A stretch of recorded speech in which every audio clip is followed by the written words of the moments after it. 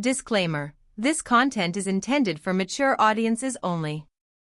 Viewer discretion is advised.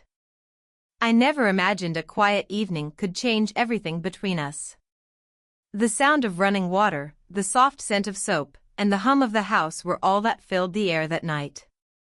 I had just stepped out of the shower, wrapping a towel around myself, my hair still dripping as I searched for my robe. The house felt unusually still, too still, until I heard the creak of the door. Before I could say a word, he was standing there, my stepson. His eyes widened, frozen between surprise and something he couldn't quite hide.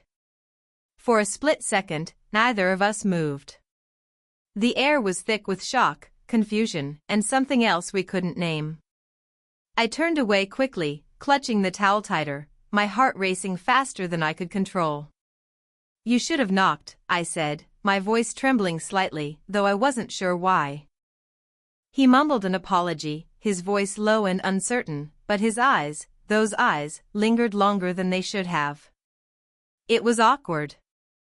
It was tense. Yet beneath that tension, something quietly shifted between us. From that day, everything started to feel different, our conversations, our silences, even the way he looked at me when he thought I wasn't paying attention.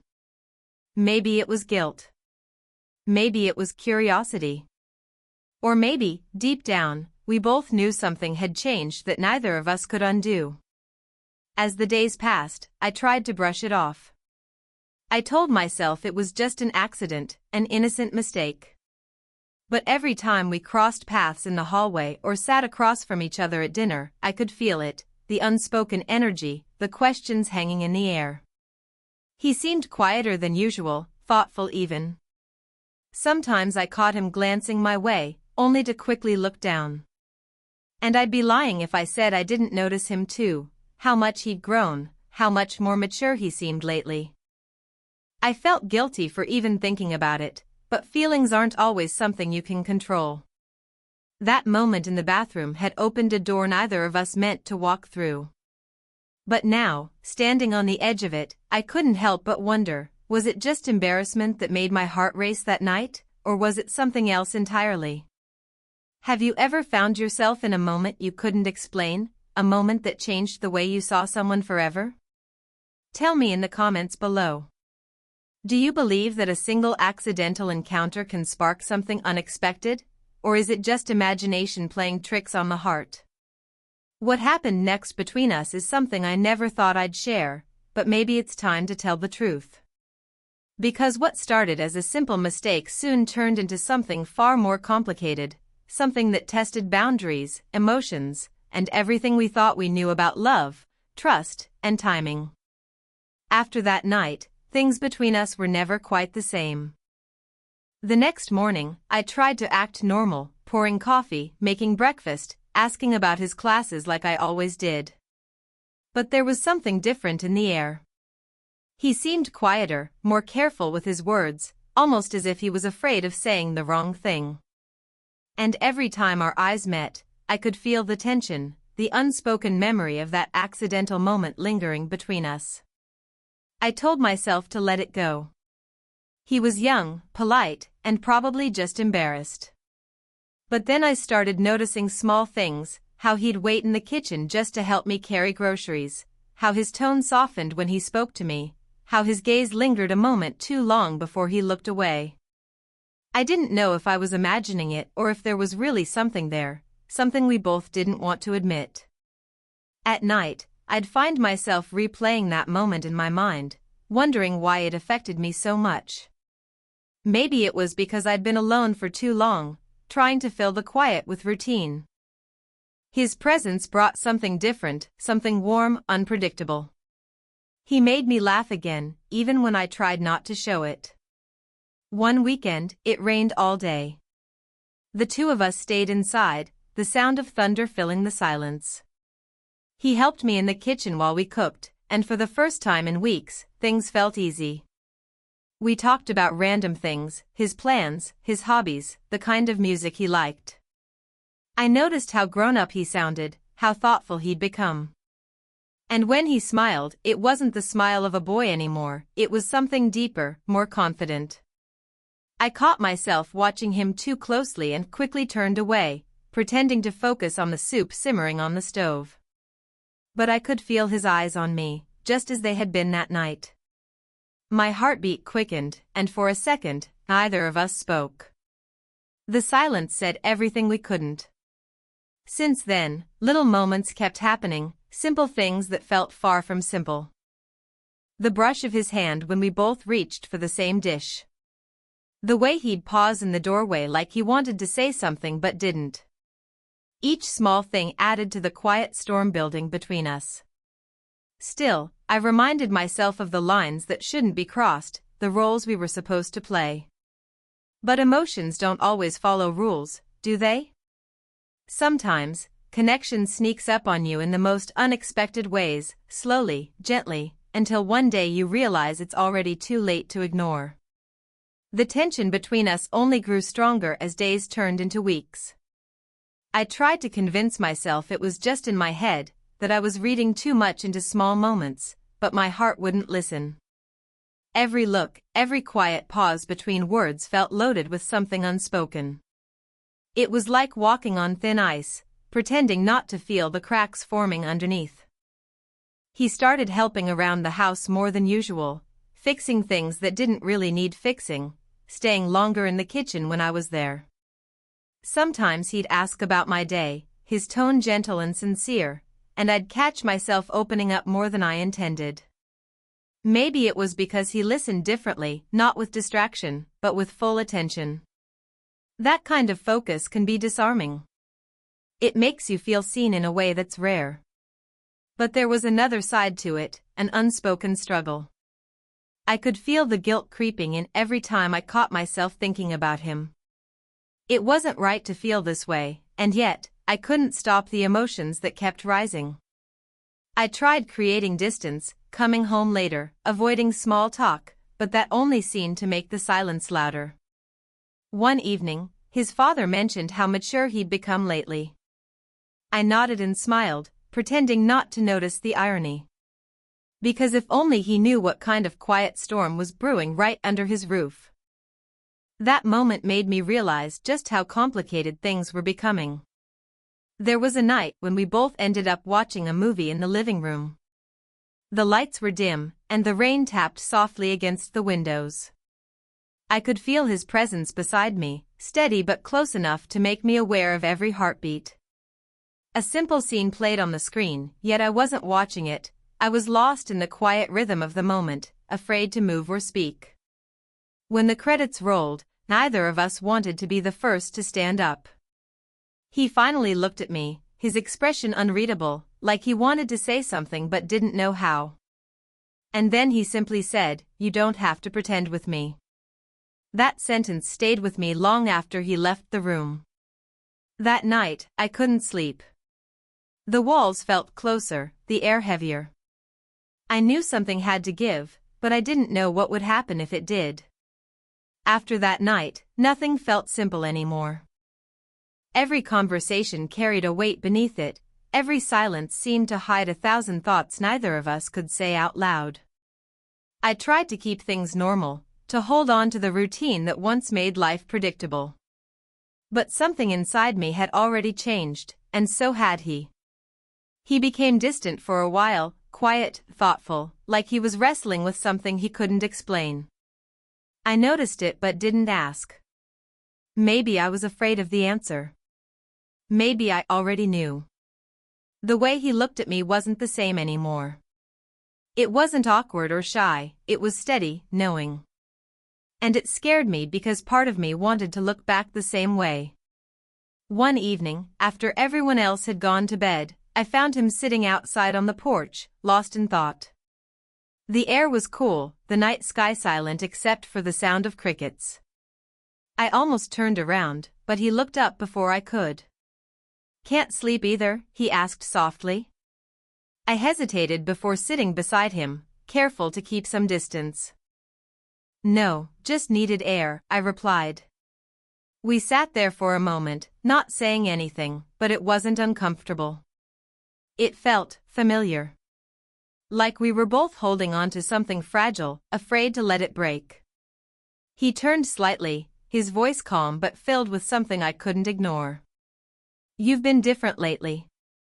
I froze, unsure how to respond. "Maybe I've just been tired." "Or maybe you've been avoiding me," he said, not accusingly, but as if he already knew it was true. That hit deeper than I expected. The truth was, I had been avoiding him, not because I wanted to, but because I didn't trust myself when he was near. I opened my mouth to speak, but no words came. He waited, his gaze steady, and in that silence, everything we hadn't said hung in the air like a secret waiting to be spoken. The sound of thunder rumbled in the distance, a storm rolling in. The wind picked up, carrying the faint smell of rain. And for a moment, it felt like the world outside matched the storm brewing between us. I stood up, trying to steady my voice. "We should go inside before it starts raining." But as I turned, he reached out and gently caught my wrist, not enough to hold me, but enough to make me stop.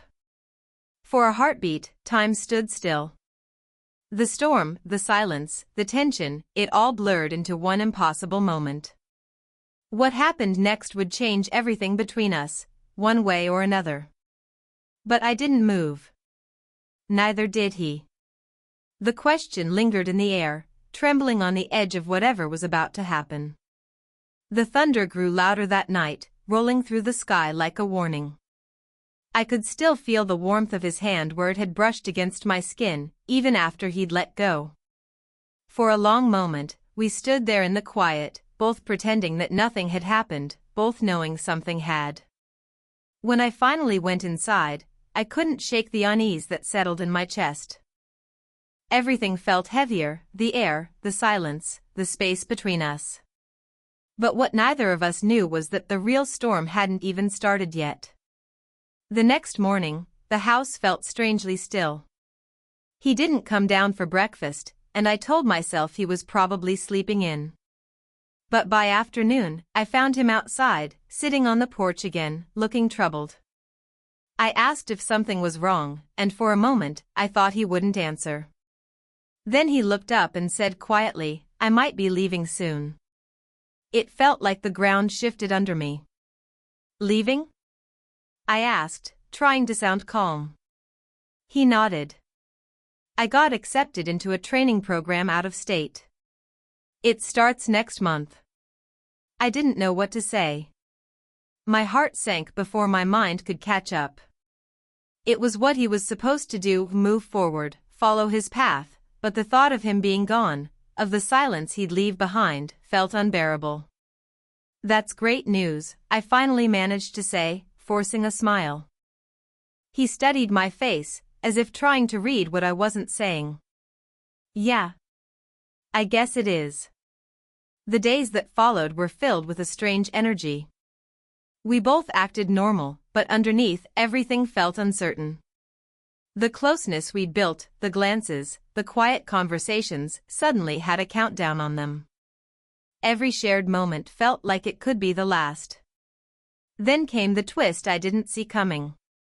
One evening, his father came home earlier than usual, holding an envelope. He looked at me with a seriousness that made my stomach tighten. "Did you know about this?" he asked, placing the letter on the table. It was the acceptance letter.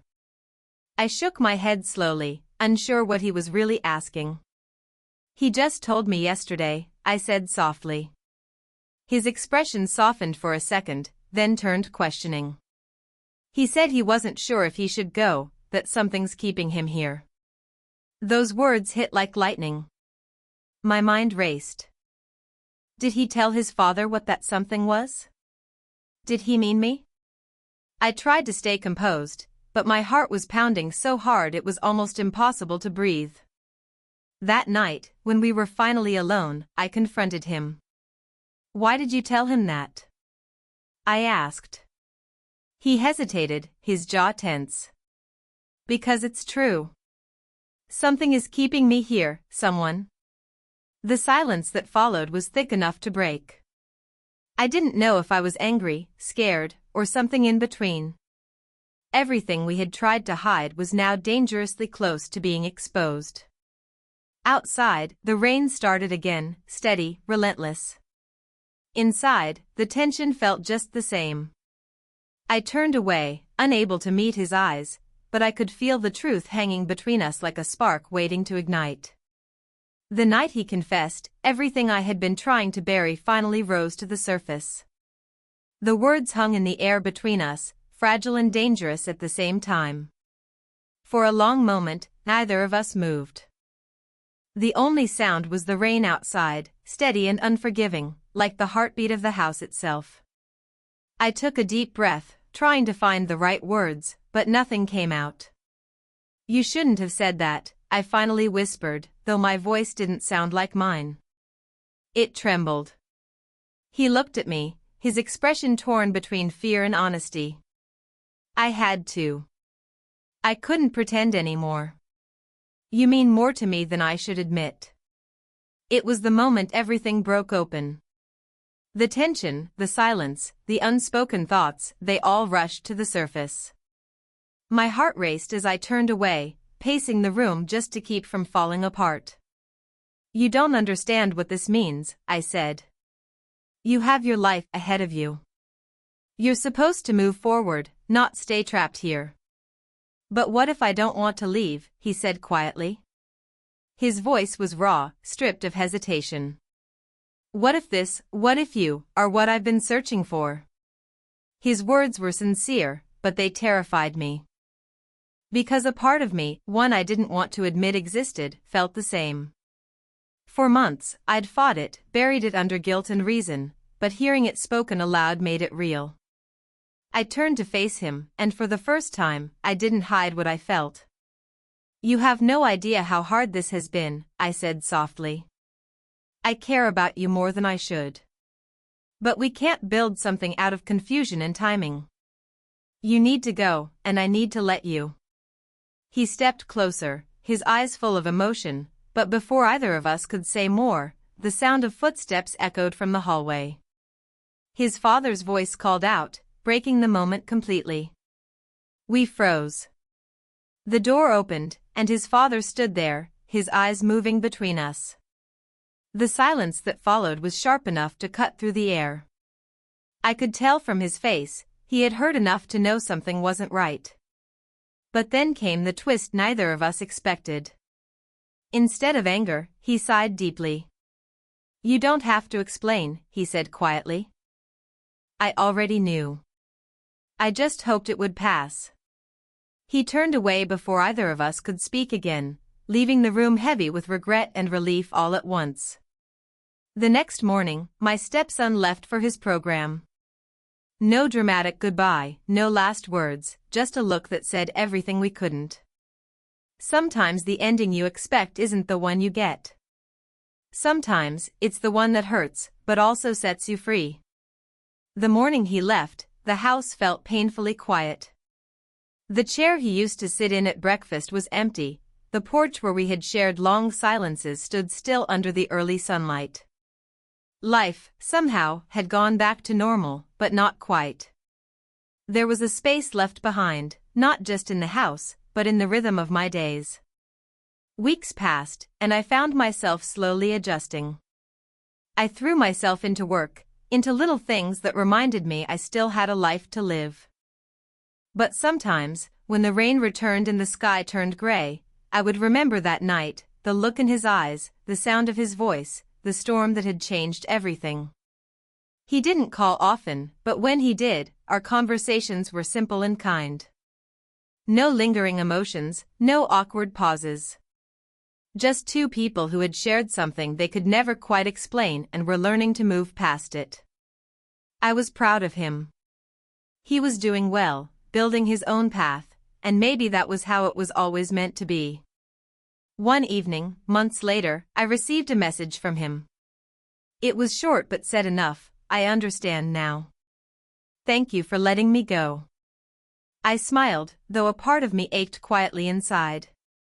It wasn't sadness, not really, it was acceptance. Sometimes love doesn't have to end in being together.